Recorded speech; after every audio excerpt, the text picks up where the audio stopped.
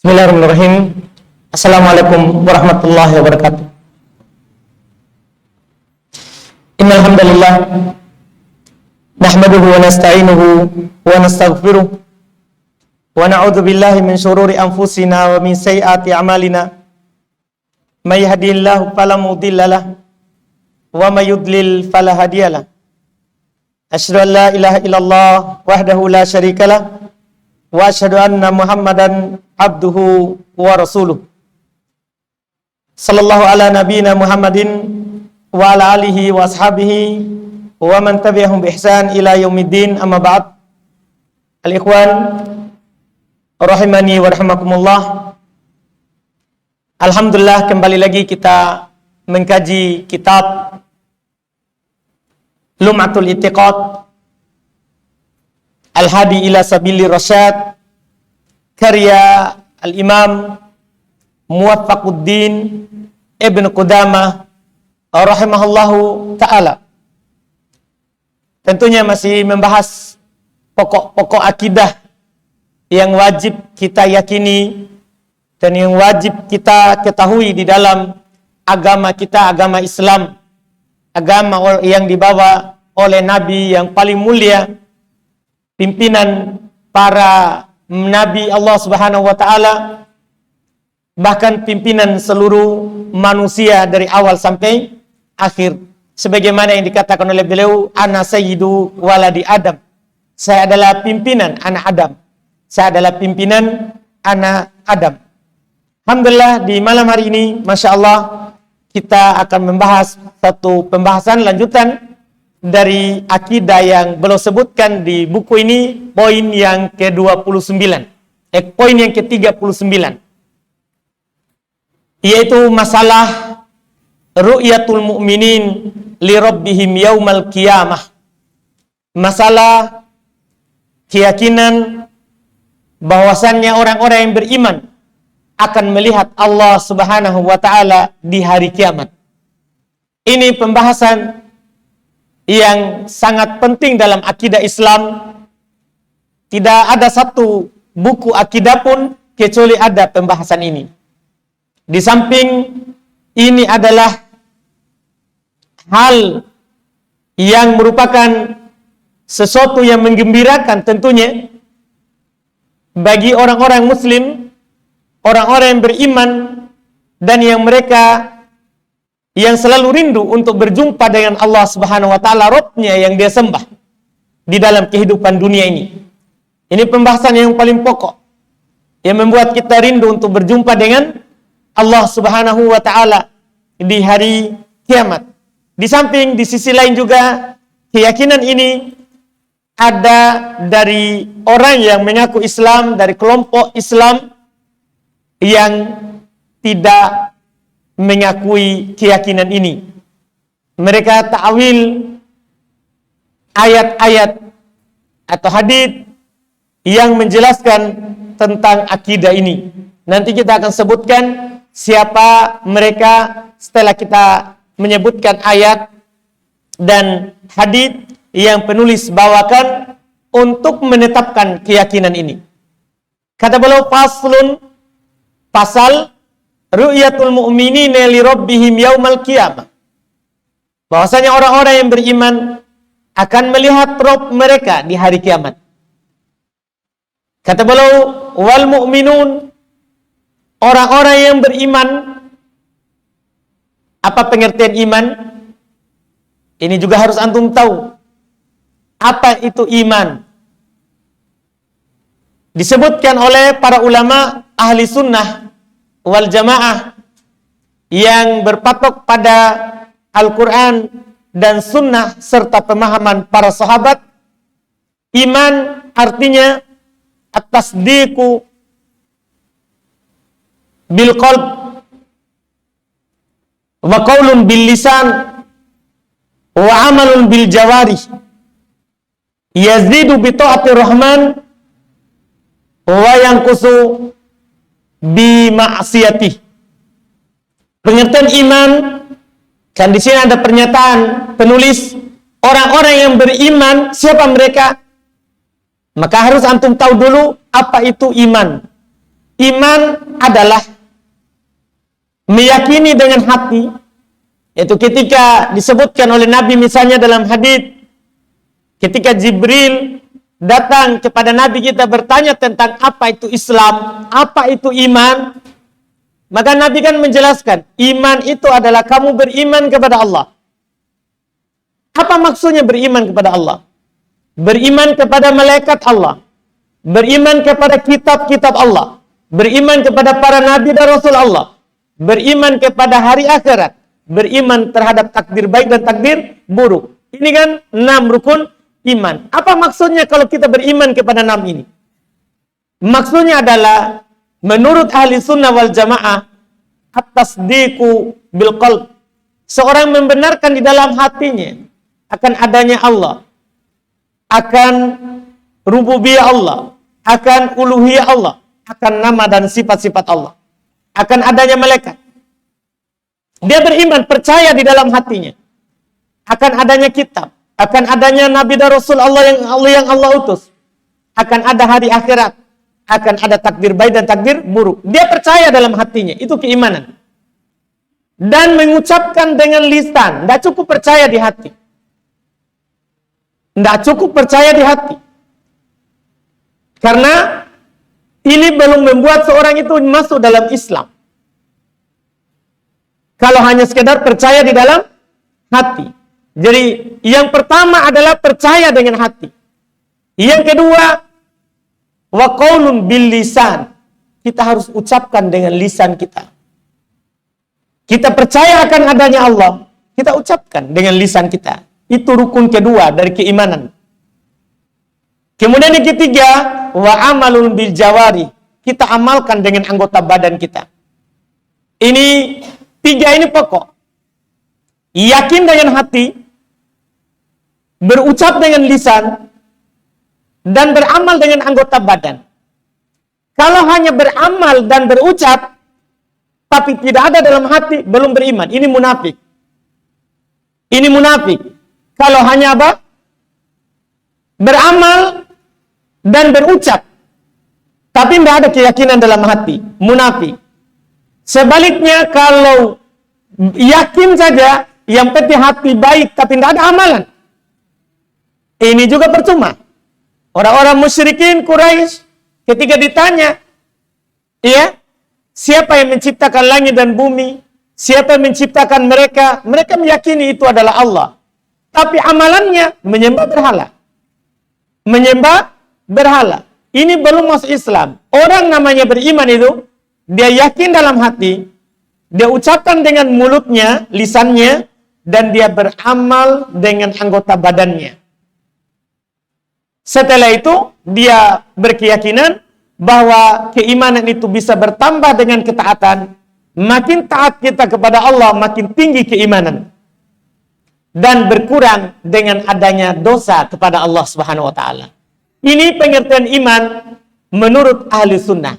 Jadi sekarang kalau penulis mengatakan wal mu'minun, yaitu orang yang yakin dengan hatinya, berucap dengan lisannya, beramal dengan anggota badannya, mereka yarawna rabbahum fil akhirah bi absarihim.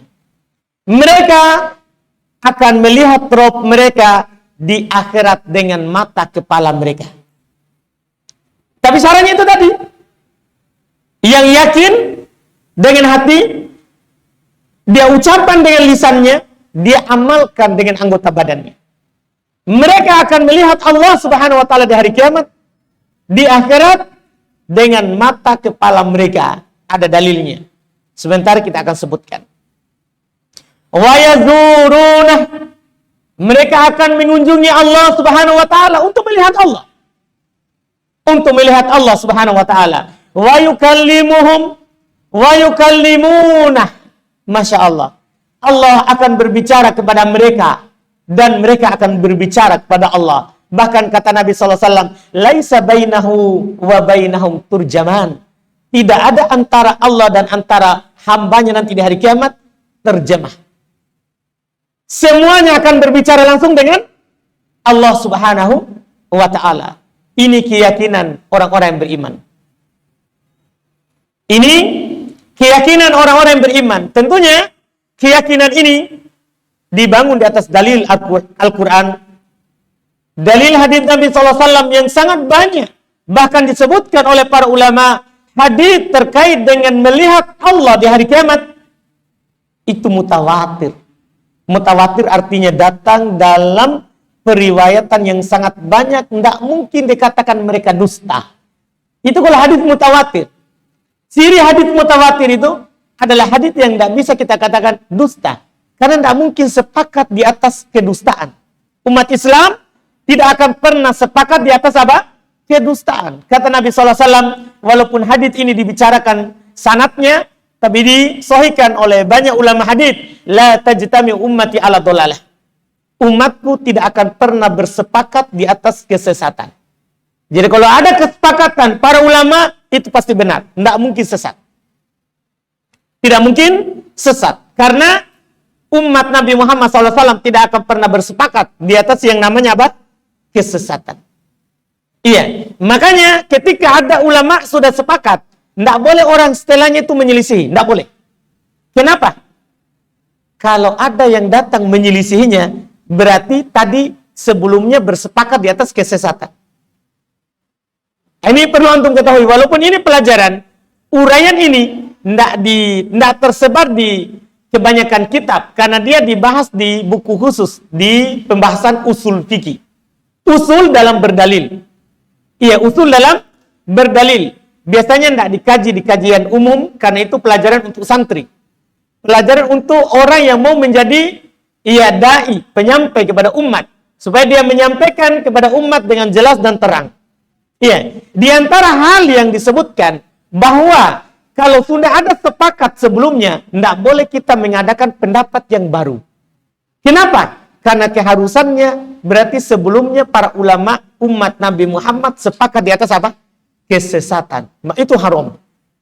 Itu tidak dibolehkan. Bahkan kalau sudah ada dua pendapat di sebelumnya, tidak boleh kita mengadakan pendapat yang ketiga. Kenapa? Karena ini dua pendapat, satunya pasti benar. Kalau kita adakan satu pendapat lagi di sisi orang yang belakangan, berarti dua ini salah, kita yang benar. Sementara masa dalam Islam dari masa Nabi SAW sampai nanti di hari kiamat tidak pernah kosong dari yang benar. Tidak pernah kosong dari yang benar. Kalau ada orang yang mengadakan jalan baru, pendapat yang ketiga dari dua pendapat sebelumnya, ini pastikan salah. Yang ketiga. Karena kalau tidak, berarti dua pendapat sebelumnya adalah apa? Salah. Berarti ada satu masa dalam Islam kosong dari kebenaran. Itu tidak akan pernah terjadi. Karena Nabi bilang, tidak akan pernah kosong dari masa ini, dari generasi yang berpegang di atas al-haq. Tidak akan pernah. Pasti ada orang yang membawakan apa? Al-haq. Bahkan setiap 100 tahun itu pasti dilahirkan orang yang menjadi mujaddid, pembaharui Islam. Ia mendakwakan Islam dengan benar. Ini Masya Allah. Ini yang perlu kita ketahui. Dalam masalah-masalah kalau misalnya ada silang pendapat. Iya, ini sekedar tambahan saja supaya kita apa? Paham terkait dengan uraian para ulama dari pembahasan-pembahasan yang ada di dalam fikih Islam. Jadi di sini beliau menguraikan keyakinan di poin ke-39 ini. Keyakinan yang sangat besar. Yang keyakinan ini disepakati oleh para salaf. Ini sengaja Anda singgung duluan. Ketika nanti ada yang menyelisihinya, pasti itu yang sesat. Pasti itu yang sesat. Nah, di sini baru kita singgung. Sebelumnya, sering sekali Anda bilang sama antum, setiap menyebutkan satu sifat Allah, Anda bilang ini disepakati oleh salaf. Iya, ini disepakati. Setelah itu, baru kita sebutkan pendapat yang menyelisihinya. Yang setelah kita tahu bahwa ini salaf sepakat, berarti kalau ada orang yang mengaku hal yang baru, pasti itu yang salah. Karena salaf tidak mungkin sepakat di atas apa? Kesesatan. Tidak mungkin. Seperti Anda uraikan kemarin yang Anda tidak sebutkan sama antum.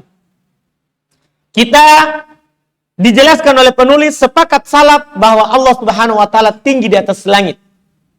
Allah Subhanahu wa taala tinggi di atas arsy. Itu disepakati. Kalau ada orang yang mengatakan sama antum Allah di mana-mana, pasti salah, karena menyelisih kesepakatan apa? Salaf. Sama masalah ini juga. Sepakat salaf dari kalangan sahabat, tabi'in, atba'ut tabi'in, dan orang-orang mengikuti mereka dengan baik, bahwa orang-orang yang beriman kepada Allah itu akan melihat Allah di hari kiamat. Tidak ada perselisihan di kalangan mereka. Karena kenapa? Dalil dalam hal ini sangat banyak dan sangat jelas. Kita baca apa yang dibawakan oleh penulis. Qala Allah Ta'ala, Allah Subhanahu wa taala berfirman, "Wujuhu yawma idzin nadhirah ila rabbiha nadhirah." Ini di surat Al-Qiyamah ayat 22-23. Kata Allah, "Wujuhu yawma idzin nadhirah." Wajah-wajah ketika itu di hari kiamat nadhirah, berseri-seri, berbahagia. Ya. Kenapa? Allah sebutkan alasannya. Ila rabbiha nadhirah. Kepada Rabbnya mereka lihat. Mereka berseri-seri, berbahagia karena mereka melihat Allah Subhanahu wa taala. Karena mereka melihat Allah Subhanahu wa taala. Ini untuk orang beriman. Orang kafir, mereka tidak melihat Allah. Wa qala ta'ala, kalla innahum ar-rabbihim yawma idzin lamahjubun. Sekali-sekali tidak. Sungguh mereka orang-orang kafir dari Rabb mereka ketika itu akan dihijabi. Orang-orang kafir tidak akan melihat kepada Allah di hari kiamat. Berarti pemahamannya kalau orang kafir tidak melihat, berarti orang beriman pasti melihat. Kan lawannya. Karena kalau tidak, kita menyatakan orang beriman juga tidak melihat Allah. Apa bedanya beriman sama kafir? Berarti sama antara orang beriman dan orang kafir. Makanya kata beliau di poin yang ke-40, falamma hujiba ulaika fi halis sakhot. Bisa juga dibaca falamma hajaba, failnya pelakunya adalah Allah dalam ayat. Tatkala Allah menghijabi, menghalangi mereka dari melihat Allah ketika Allah murka kepada mereka, dalla ala annal mu'minina yarawnahu fi halir ridha. Ini menunjukkan bahwa Allah Subhanahu wa taala itu akan dilihat oleh orang-orang yang beriman ketika Allah ridho kepada mereka. Iya kan?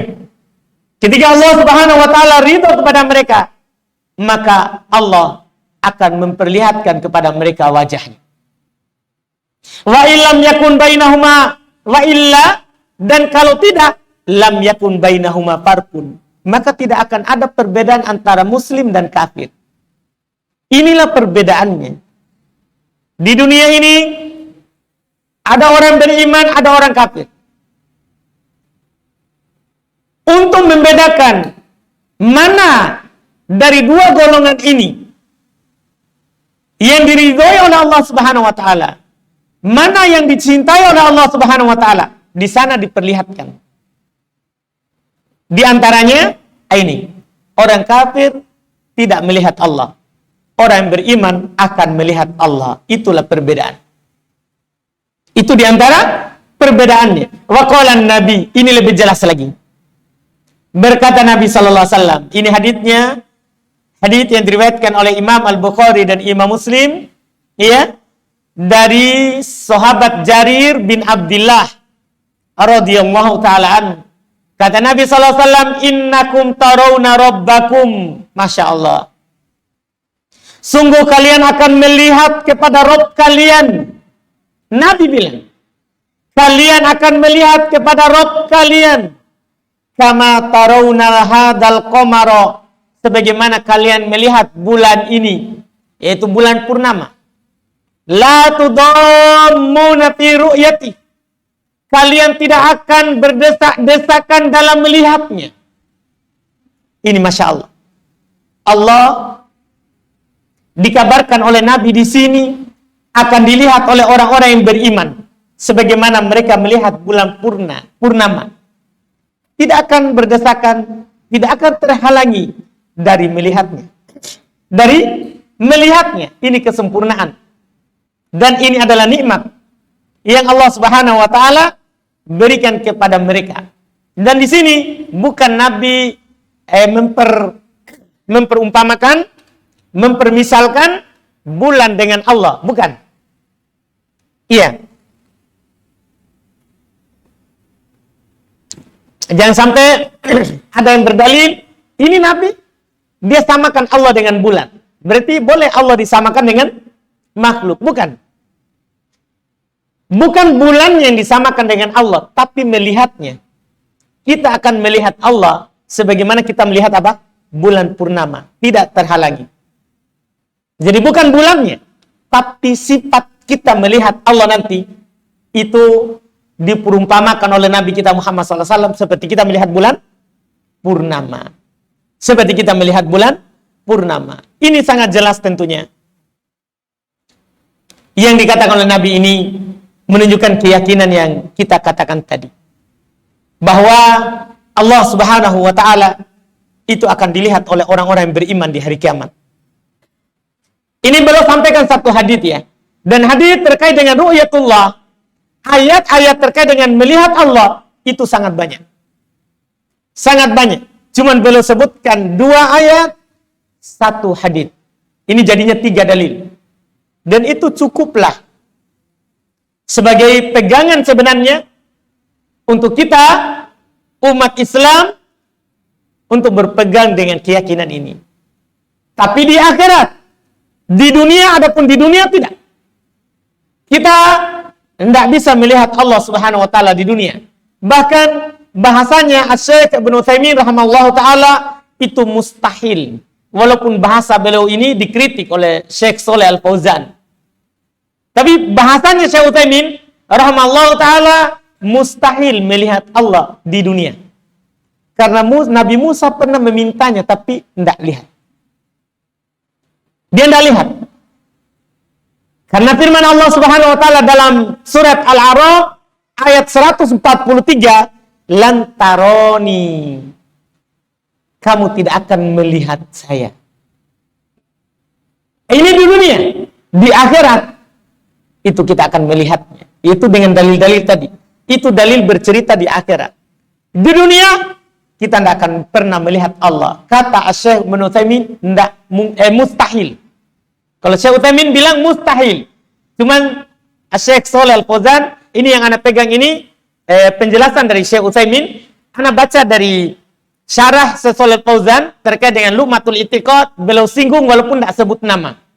Beliau bilang sebagian syurah, sebagian pensyarah Lumatul I'tiqad mengatakan mustahil melihat Allah di dunia. Ini bahasa beliau kritik, mungkin perlu diganti dengan melihat Allah di dunia mungkin. Melihat Allah di dunia mungkin. Kalau Allah kehendaki, siapa yang tidak bisa? Nabi Musa kan pengen lihat Allah, tapi Allah suruh lihat kepada gunung. Kalau gunung itu tetap, maka dia akan melihatnya. Tapi gunung kan hancur. Nabi Musa jatuh pingsan. Ini kan bukan tak mustahil, tapi apa? Mungkin. Ini bahasa ketelitian dari Syekh Shalih Al-Fauzan.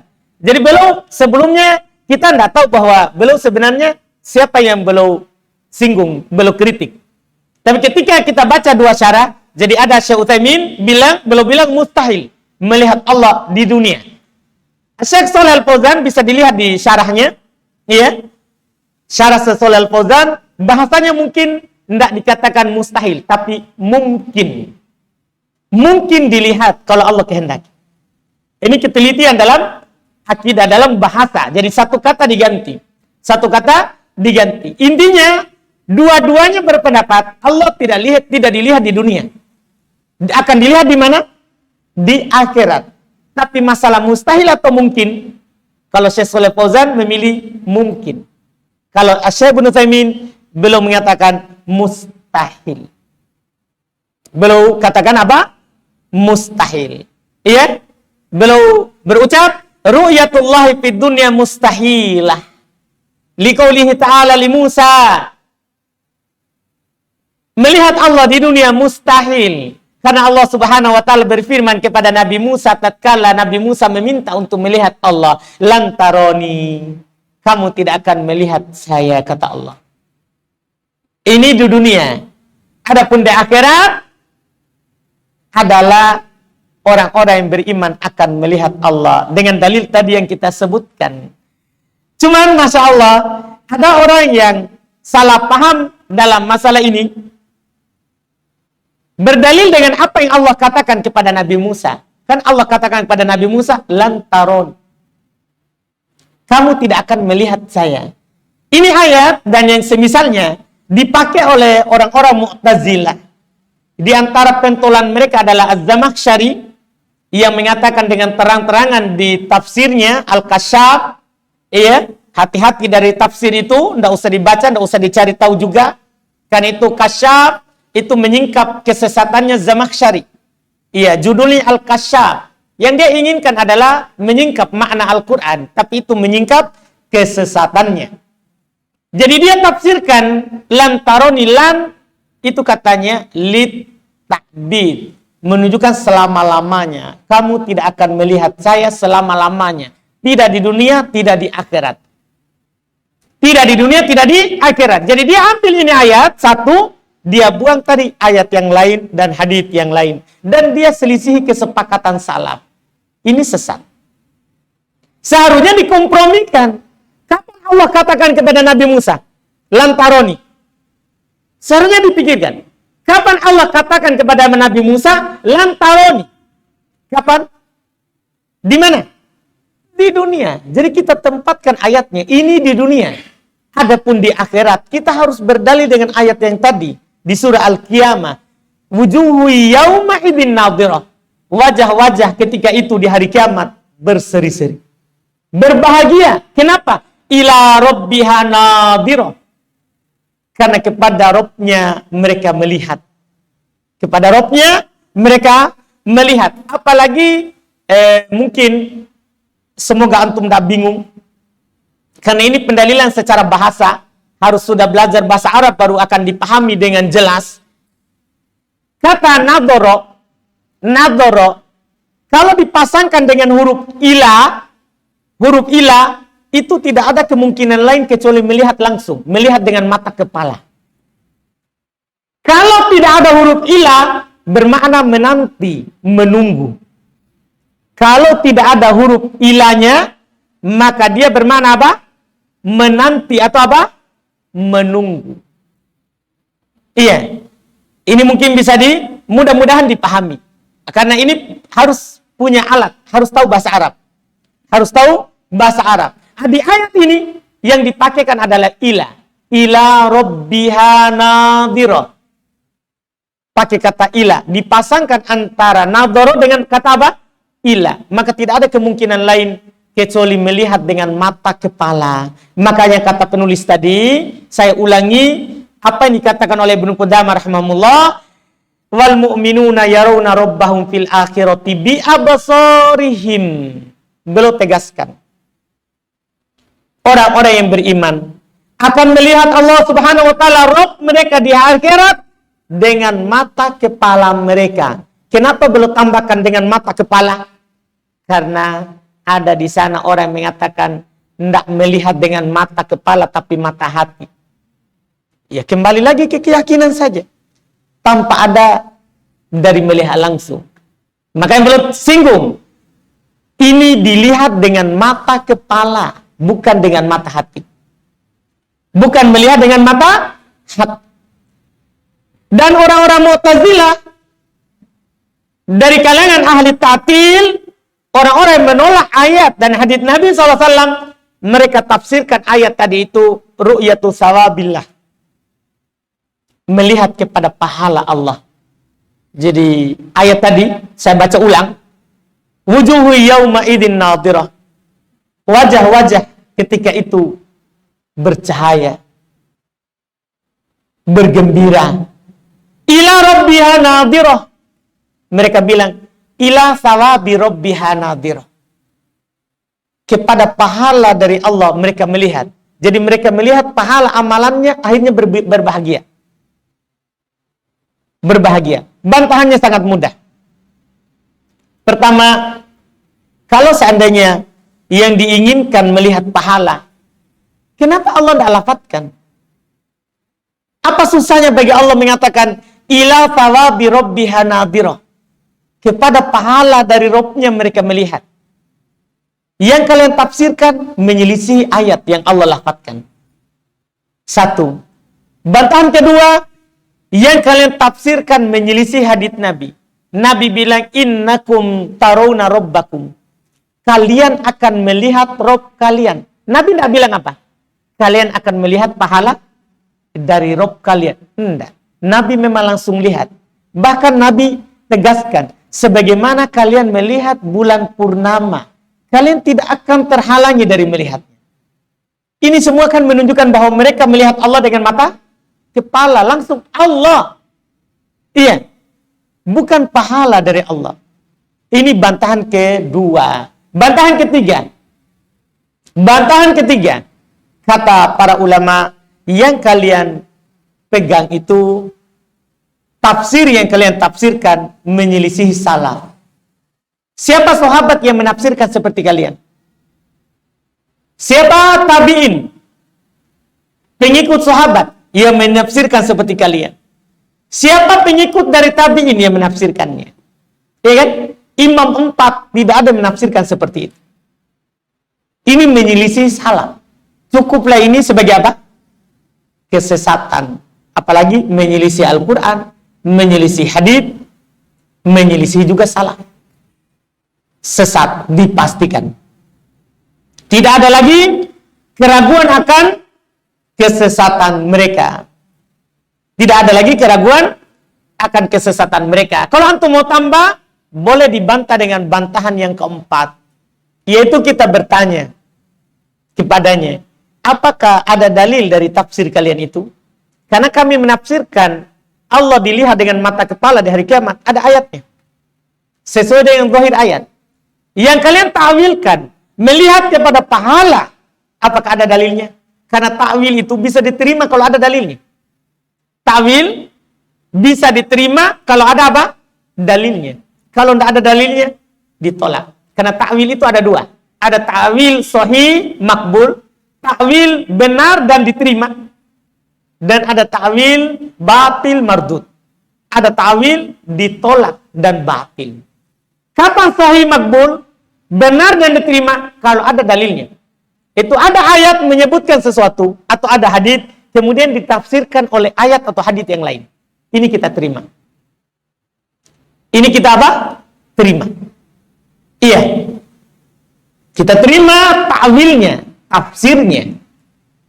Yang kedua, ada orang menta'wil ayat ke makna yang lain, tapi tidak punya dalil. Tidak punya dalil, maka ini batil, mardud. Ini kalau kita tidak tahu keterangan kesepakatan salaf. Setiap ada orang menta'wil ayat, kita tanya, apa dalilmu? Karena asalnya kita wajib beramal dengan ayat yang kita dapat. Tidak boleh kita berpaling dengannya, darinya, kecuali harus ada dalil yang memalingkannya. Contohnya sangat banyak. Kita berpaling dari makna yang asli ke makna yang tidak asli. Dari ayat atau hadis. Dari ayat atau hadis. Iya. Misalnya apa? Terkait dengan ayat warisan.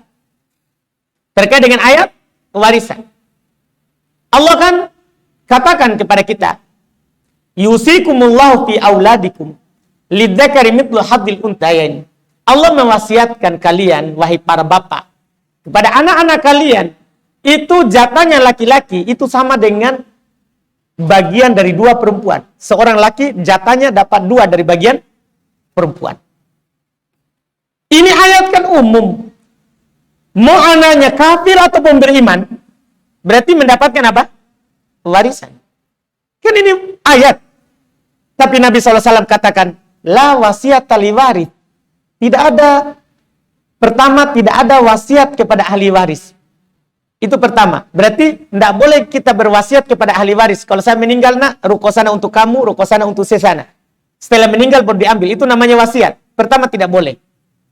Untuk ahli waris. Karena ahli waris akan membagi harta sesuai dengan pembagian Allah.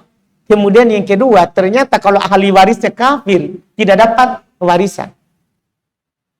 Karena Nabi SAW bersabda, la yarithul muslim al-kafir. Seorang muslim tidak mewarisi harta kepada anak yang kafir. Demikian pula sebaliknya. Demikian pula sebaliknya. Ini namanya penjelasan. Kita tidak mengamalkan ayat karena adanya apa? Dalil. Ini salah satu contoh. Dan banyak lagi contoh yang lain. Sama dengan masalah ini. Ini di fikih. Apalagi di masalah keyakinan. Tidak boleh kita berpaling dari makna ayat atau makna hadis kecuali harus ada apa? Dalil. Kalau tidak ada dalil, tidak bisa kita pegang. Jadi ini bantahan keempat. Setelah kita katakan ini ayat, menyelisih ayat yang kamu katakan. Yang kedua yang kamu katakan menyelisih hadis. Yang ketiga yang kamu katakan menyelisih salaf. Yang keempat, kalau antum tidak tahu tiga ini anggaplah. Iya, antum cuma dengar apa yang disebutkan. Iya, apakah ada dalil yang kamu pegang itu? Kalau dia bawakan dalil, kita lihat sahih atau tidak. Itu kalau ayat atau kalau hadis. Kalau ayatnya pemahamannya benar atau tidak. Karena kadang mereka hanya sepotong saja seperti tadi. Lam taroni. Itu saja langsung dipotong. Kamu tidak akan melihat saya. Tidak melihat kepada kisah. Ini ayat kapan diucapkan? Dan posisinya bagaimana? Karena asbabun nuzul, asbabul wurud, sebab turun, sebab diucapkan itu penting di dalam berdalil. Supaya kita bisa paham. Supaya kita bisa paham. Apa kejadian? Kenapa sampai seperti itu? Iya, ada apa yang terjadi sehingga ada hukum itu? Itu penting juga dalam apa? Berdalil dan memahami dalil. Ini Masya Allah. Ini bantahan terhadap mereka yang menolak ini. Ada bantahan kalau, tapi ini yang kelima, bantahan jengkel namanya. Bantahan jengkel namanya ini. Ini yang kelima. Kalau antum tidak mampu lagi untuk itu, biar nih, saya lihat Allah di hari kiamat. Kamu biar nih, tidak usah lihat. Antum paham bantahan kelima? Ini namanya bantahan jengkel, putus asa, sudah. Jadi kalau dia banyak bicara, biar nih, kamu tidak lihat, tapi saya lihat. Saya mau melihat wajah Allah yang saya sembah. Kalau kamu tidak mau, biar nih, itu masalahmu. Ini namanya bantahan apa? Bantahan jengkel untuk masalah ini. Masalah ini. Antum bisa paham ini? Jadi ini 5 bantahan. 5 bantahan terhadap orang-orang yang menolak terkait dengan keyakinan bahwa Allah Subhanahu wa taala akan dilihat di hari kiamat. Kita cukupkan ini karena setelahnya pembahasan takdir. Setelahnya pembahasan takdir. Insyaallah kita ambil di pertemuan yang akan datang. Kita masuk di tanya jawab. Sudah masuk waktu? Belum? Kalau belum, kita tanya jawab. Silakan, Pak.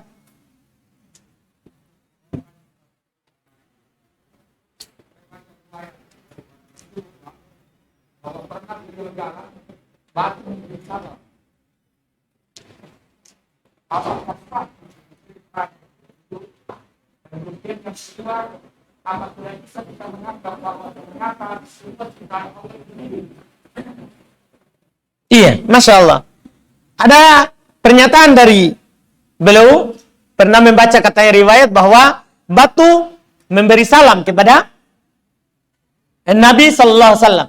Iya, batu dinukil batu Pak, dinukil juga kayu. Bahkan dia menangis ketika mimbar Nabi Sallallahu Alaihi Wasallam diganti. Dia menangis. Itu kayu yang biasa Nabi bersandar, dia menangis. Iya, karena Nabi Sallallahu Alaihi Wasallam menggantinya dengan mimbar yang lain. Mimbar yang lain. Nah, kemudian dari ini, apakah kita bisa katakan bahwa apa yang ada di bumi ini semuanya hidup, begitu Pak ya? Iya, iya. Semuanya bertasbih kepada Allah Subhanahu wa ta'ala. Semuanya bertasbih kepada Allah Subhanahu wa ta'ala. Ada ayatnya itu. Siapa yang tahu hafal ayatnya? Abdullah? Wa in min syai'in. Saya lupa lapat pasnya itu. Siapa yang ingat? Dari jemaah?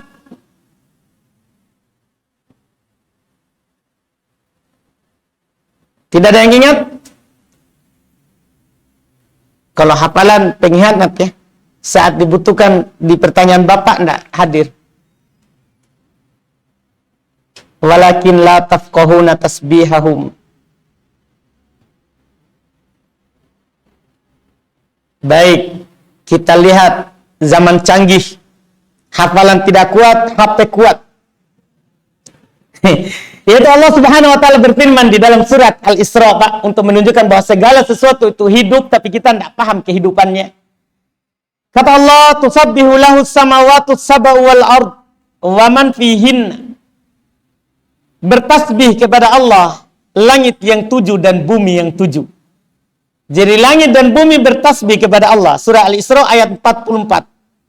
Wa in min syai'in illa yusabbihu bihamdihi.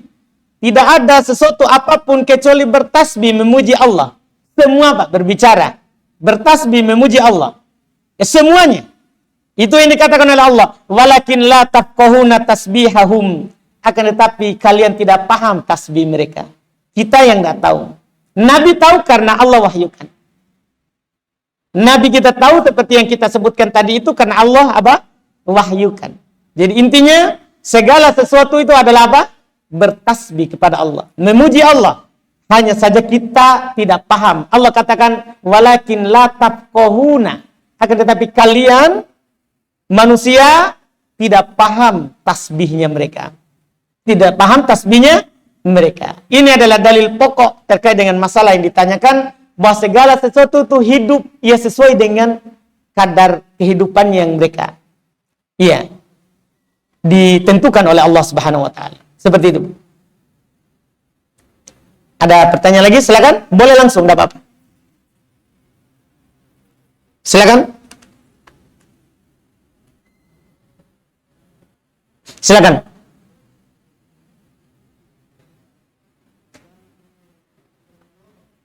Ya. Soal sogok menyogok. Baik.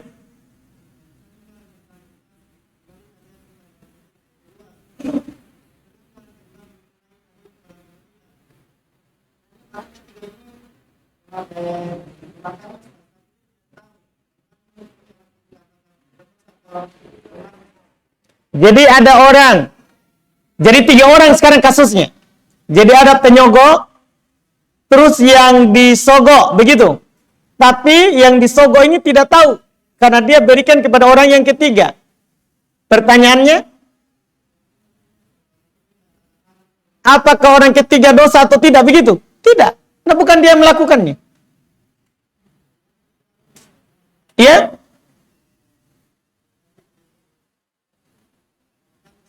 Hah?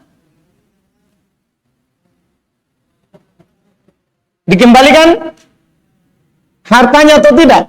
Ya kalau dia tahu, harus dikembalikan. Iya. Kalau dia tanya oleh pihak yang menerima, saya sudah ambil sogokannya sana, kayak kita, saya sudah habiskan nih. Dia kasih tahu, ya wajib dia ganti. Wajib dia ganti.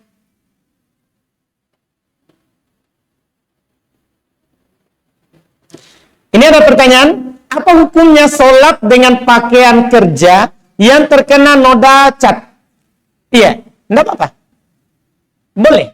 Kalau pakaian kan tidak ada masalah. Syarat dari pakaian adalah tidak ada najis. Syarat dari pakaian dalam sholat, itu pakaiannya tidak najis. Pakaiannya tidak najis. Yang dibahas itu bukan di pakaian. Bagaimana kalau di kulit? Itu yang lebih penting daripada yang di pakaian. Kalau pakaiannya kotor, ada lumpur semisalnya, tidak ada masalah, yang penting tidak najis. Ini cat ini, biasanya yang ditanya adalah, bagaimana kalau ada di badan, di tangan, di kaki, gimana hukum wudunya, bukan hukum sholatnya dulu. Apa hukum wudunya? Maka dirinci, kalau catnya bisa tembus air, ya, yaitu memang dia melengket, tapi ketika dia berwudu, airnya masuk di cat itu, di kulit, maka sholatnya sah, wudunya sah. Wudunya sah dan sholatnya sah. Tapi kalau catnya cat minyak misalnya, kalau itu kan biasanya cat air. Kalau cat minyak, biasanya kalau dia melengket, airnya enggak tembus ke kulit. Maka ini batal wudunya dan tidak sah sholatnya. batal wudunya dan tidak sah sholatnya. Itu terkait dengan cat yang di badan. Yang di badan. Di badannya harus di tempat wudu atau pas dia mandi junub. Mandi junub kan harus kena semua air. Kalau ada satu titik tak kena, batal. Demikian pula wudu. Demikian pula wudu. Itu wallahu alam terkait dengan masalah cat.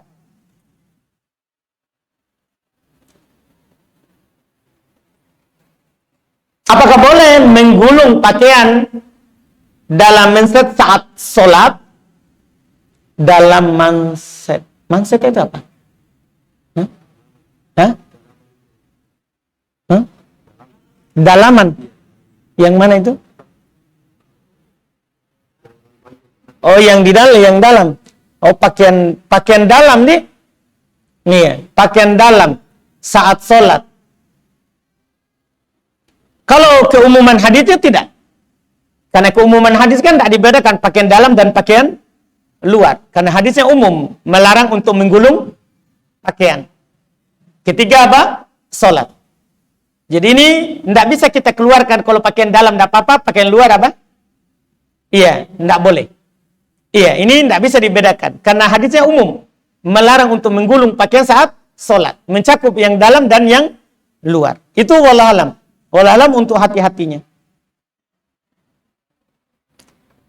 Dan tanya langsung, silakan.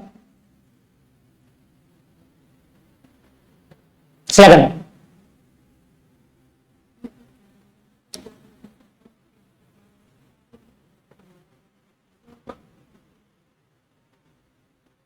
Sambung.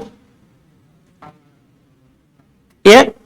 Oh, setiap 100 tahun ada orang yang memperbaharui Islam. Maksudnya mendakwakan Islam yang benar, bukan membawa Islam yang baru. Kan setiap 100 tahun itu Islam itu makin lama kan pudar. Karena selalu begitu, badal Islam goriban, wasayaudu goriban. Islam itu selalu mulai asing.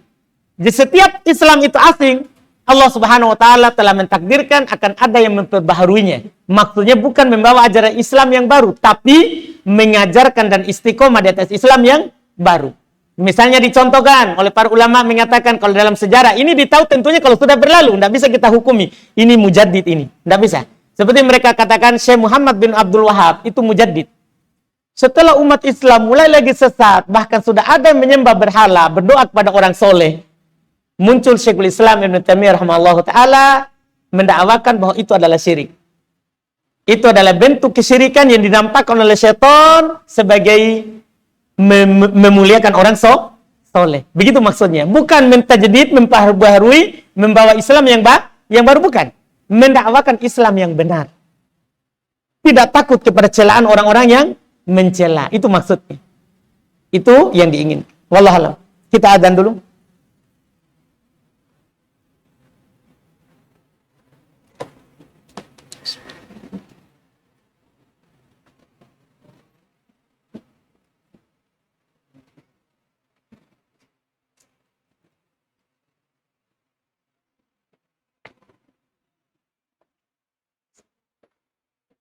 Sebentar.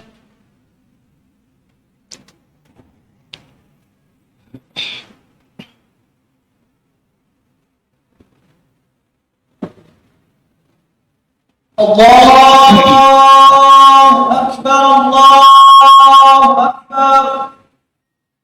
Allahu Akbar, Allahu Akbar. Asyhadu an la ilaha illallah. Asyhadu an la ilaha Asyhadu anna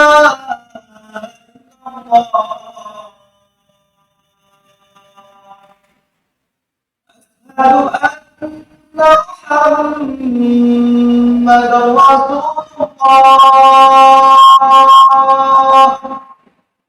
Asyhadu anna Muhammadar Rasulullah. Hayya 'alas shalah.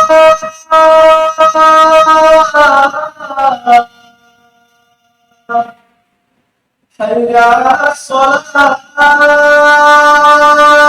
shalah. Hayya 'alal falah.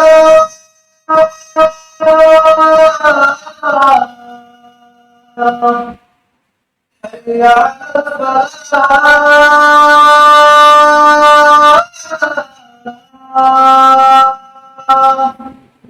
الله أكبر الله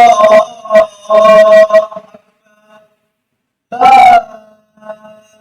إله إلا الله.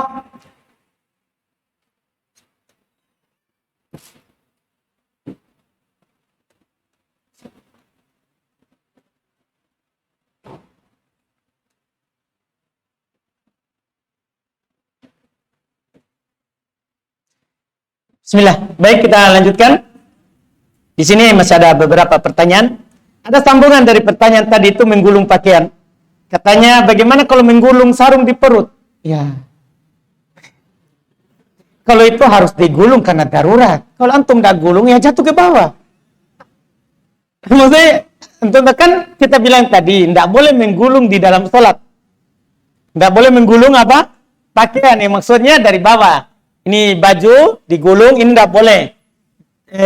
Di bawah, sarung bagian bawah atau celana digulung ke atas. Itu tidak boleh, dilarang dalam sholat. Di jalan keluarnya memang bukan gulung, tapi potong. Iya, itu dalam sholat. Itu dalam sholat. Sekarang ada pertanyaan lanjutannya. Bagaimana kalau menggulung sarung di perut? Kan menggulung juga. Iya, itu dibolehkan karena al-hajah. Kata para ulama, al-hajah bimanzilati darurah. Kalau dibutuhkan itu sama dengan darurat. Ya dibutuhkan. Kalau antum tidak gulung, gimana caranya? Orang pakai sarung, cuma disimpan saja baru sholat. Dan nanti kalau ruku, turun dong. Itu namanya darurat. Darurat, dibolehkan. Dibolehkan. Itu hal yang dimaklumi. Hal yang dimaklumi.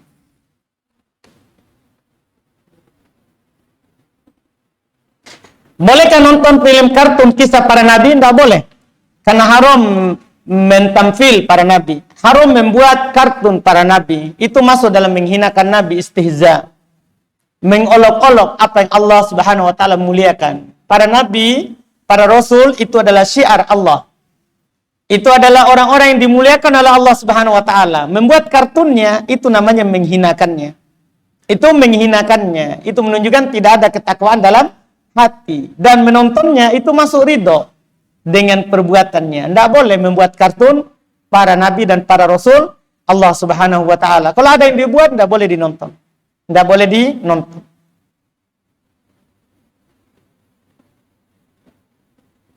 Baik, pertanyaan berikutnya, tersentuh cewek atau ibu batalkah wudu cewek atau ibu? Iya, tentunya ibu bukan ibunya ya, maksudnya ibu-ibu lawan dari cewek.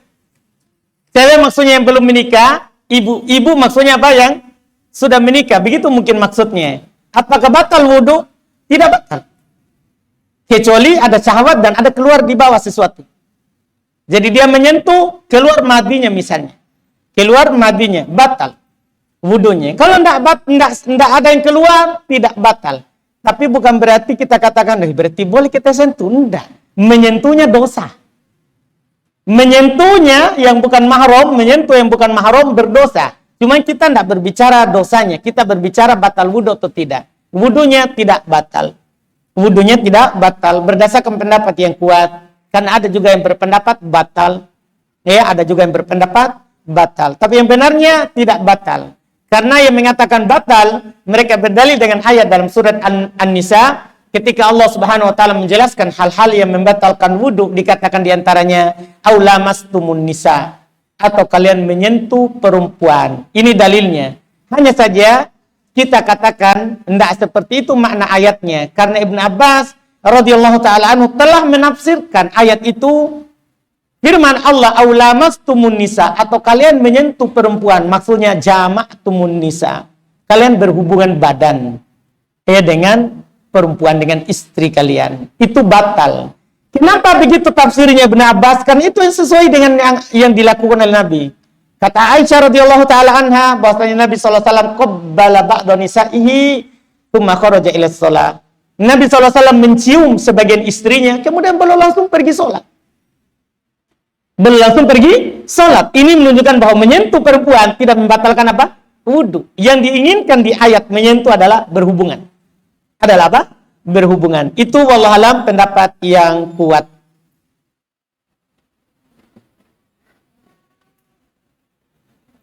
Ini ada pertanyaan, adakah amalan yang membuat kita masuk ke dalam surga Allah Subhanahu wa taala? Ada, banyak sekali.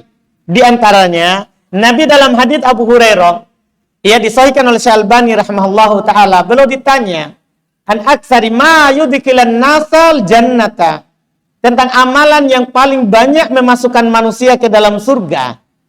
Beliau ditanya tentang itu. Amalan apakah yang kebanyakan orang masuk dalam surga dengan sebab amalan tersebut?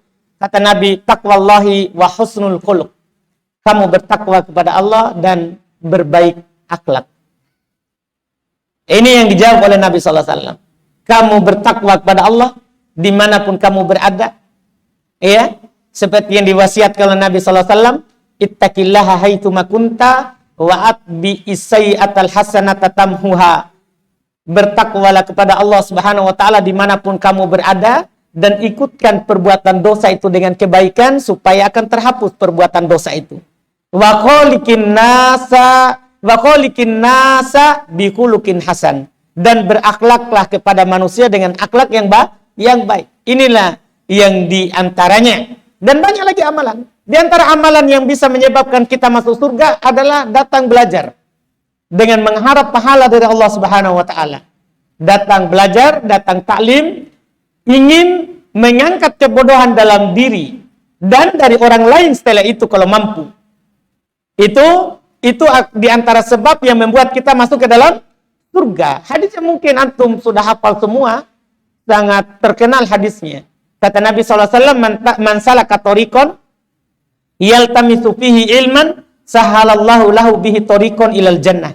Siapa yang menempuh sebuah perjalanan, yang perjalanan ini dia tempuh karena ingin mencari ilmu, ingin mendapatkan ilmu, maka Allah Subhanahu wa taala akan memudahkan dengan sebab itu jalan menuju surga. Jalan menuju surga. Ini ya di antaranya, dan masih banyak lagi yang lain ya terkait dengan amalan-amalan yang akan menjadikan kita masuk ke dalam surga Allah Subhanahu wa taala. Kemudian ada pertanyaan berikutnya, adakah makanan yang dapat membatalkan wudu? Jika ada, makanan apa itu? Iya, jadi dua pertanyaan tapi bersusun ya. Adakah makanan yang membatalkan wudu? Jawabannya ada. Jawabannya apa? Ada. Makanan apa itu? Onta. Kalau antum makan onta, batal wudu. Karena Nabi ditanya oleh para sahabat, ana tawadda'u min luhumil ghanam? Apakah kami berwudu dari memakan daging kambing? Nabi bilang, enggak. Artinya enggak batal. Kalau makan makanan itu asalnya enggak batal. Makanya mereka bertanya, gimana kalau daging? Iya. Apakah batal kalau kami makan kambing? Apa kami berwudu? Nabi bilang tidak. Belum dilanjutkan lagi dengan pertanyaan, apa kami wudu kalau makan daging onta? Kata Nabi, iya. Kata Nabi, iya. Ini menunjukkan bahwa kalau makan daging onta kita apa? Berwudu. Ada juga makanan yang lain yang menunjukkan batal, tapi sudah dihapus hukumnya. Sudah dihapus hukumnya, itu berwudu dari makanan yang mimma masathun nar, makanan yang disentuh langsung oleh api, yang dipanggang. Itu diantara makanan yang membatalkan wudu, tapi itu sudah dihapus hukumnya. Pendapat yang kuatnya adalah tidak membatalkan wudu. Iya, dari hal tersebut. Jadi sisa yang ini. Kalau kita makan daging apa? Daging onta. Itulah yang membatalkan wudu. Itu wallahu alam.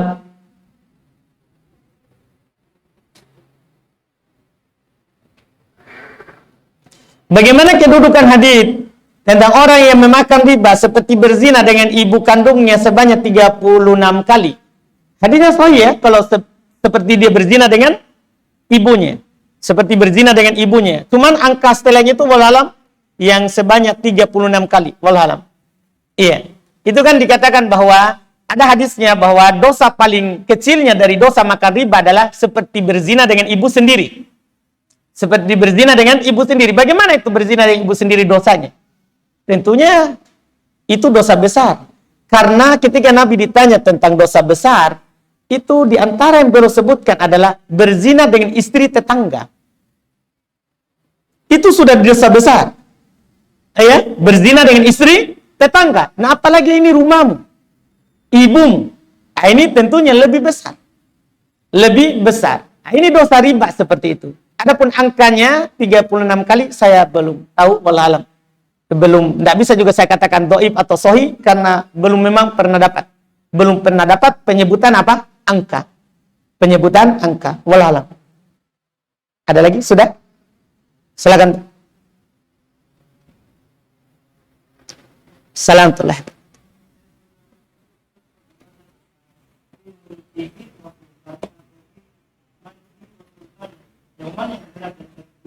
Gimana itu, Pak? Iya.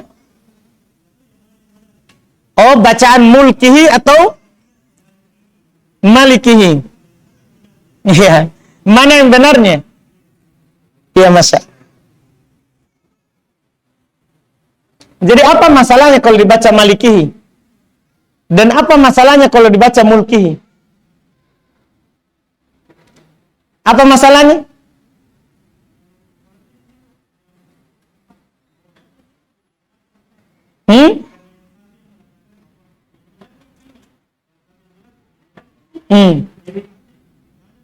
Bacaan apa itu, Pak? Apa yang kita mau baca?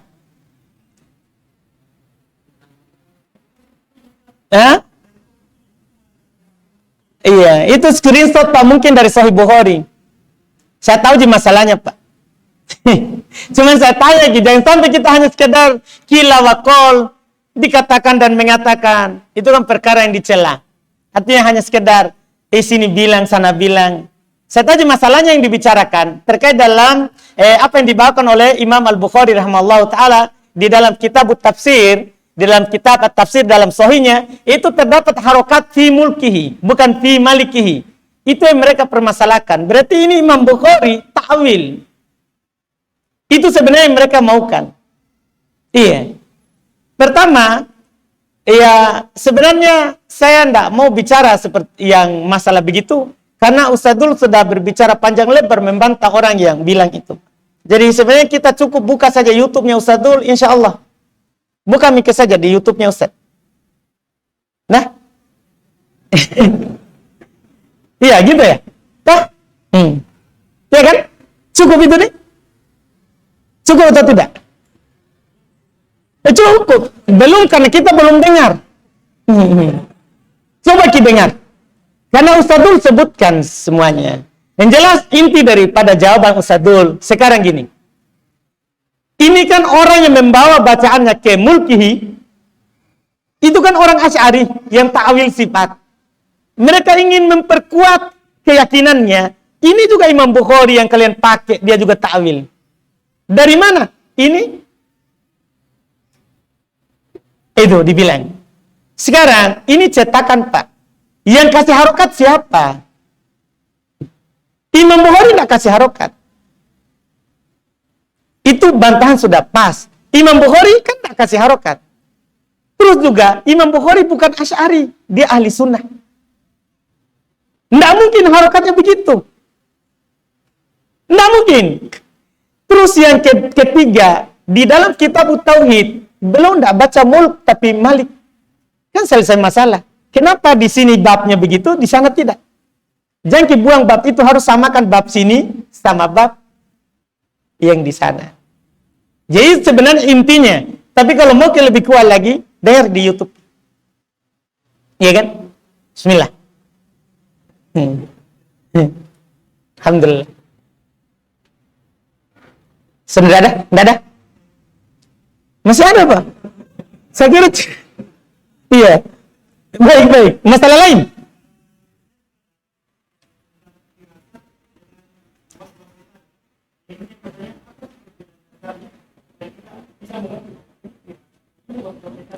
Iya, tipis, Pak, perbedaannya.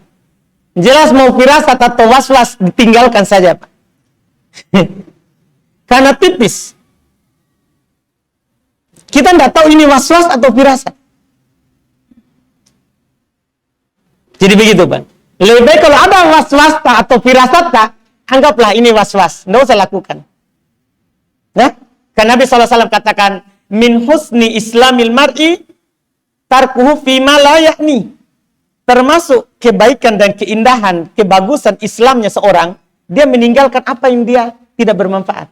Artinya, apa yang dibisikkan, mau firasat atau was-was, tinggalkan saja. Karena kita bukan Umar bin Khattab, Pak, yang punya ilham. Ya kan? Kita ini siapa? Kan begitu? Kalau Umar bin Khattab, Masya Allah sudah teruji.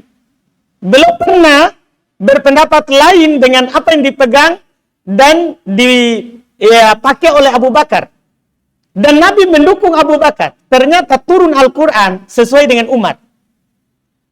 Makanya kata Nabi SAW, iyattabi'in nasa Abu Bakrin wa Umar, faqad rasyadu. Kalau manusia ikut Abu Bakar dan Umar, mereka telah dapat hidayah. Karena teruji. Mereka firasatnya kuat. Ilham dari Allah. Kalau kita, jangan sampai itu ilham dari syaitan. Kita tidak tahu, Pak. Makanya kalau ada begitu, jangan ikuti. Mau terserah. Ini firasat atau was-was? Selesai kau. Tinggalkan. Iya, tinggalkan. Lakukan saja apa yang nampak. Langsung. Begitu, Pak. Daripada kita bingung, setiap dapat was-was atau firasat. Was-was atau firasat. Ayo. Lewat mi pares kita. Masih kita pikir. Nah. Sudah cukup ya? Alhamdulillah. Kita cukupkan. Mudah-mudahan apa yang kita ambil di malam hari ini ada manfaatnya. Yang benarnya itu semata dari Allah Subhanahu wa taala, dan yang salahnya itu dari kekurangan kami dan dari syaitan. Subhanallah wa bihamdika asyhadu an la ilaha illa anta astaghfiruka wa atubu ilaik. Assalamualaikum warahmatullahi wabarakatuh. Konsultasi seputar Islam, ngaji kitab akidah, tafsir Al-Quran, fikih, hadits, dan sirah nabawiyah. Abu Yusuf Ubaid Bima Official, bersama menebar kebaikan, tauhid, dan sunnah. Jangan lupa subscribe, like, dan share.